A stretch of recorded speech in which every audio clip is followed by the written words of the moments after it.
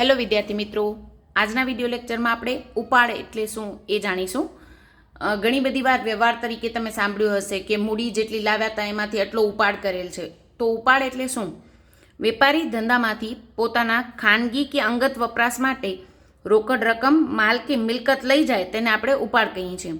આપણે અગાઉ લેક્ચરમાં જોયું હતું કે મૂડી એટલે શું, તો કે જ્યારે ધંધામાં માલ, મિલકત કે રોકડ વેપારી લાવે તો એને આપણે મૂડી કહીએ છીએ, અને ધંધામાંથી માલ, મિલકત કે રોકડ લઈ જાય ત્યારે આપણે એને ઉપાડ કહેતા હોઈએ છીએ.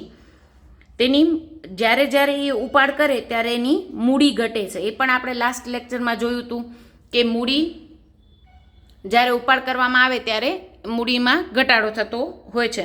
વેપારી એક વ્યક્તિ છે, નામાના હેતુ માટે તેને ધંધાથી અલગ ગણવામાં આવે છે.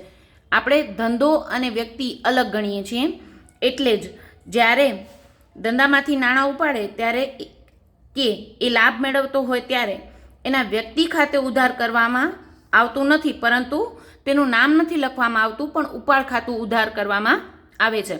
આમ જોઈએ તો ઉપાડ ખાતું એ પણ વ્યક્તિ ખાતાનો જ પ્રકાર છે.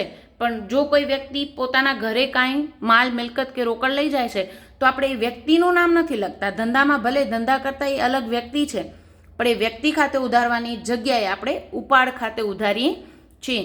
આમ પછી વર્ષ પૂરું થાય ત્યારે ઉપાડ ખાતું બંધ કરીએ છીએ અને મૂડી ખાતે લઈ જઈએ છીએ, અને પછી એને મૂડી ખાતાની હંમેશા જમા બાકી હોય અને ઉપાડ ખાતાની હંમેશા ઉધાર બાકી હોય, એટલે મૂડીમાંથી પછી એને બાદ કરવામાં આવે છે.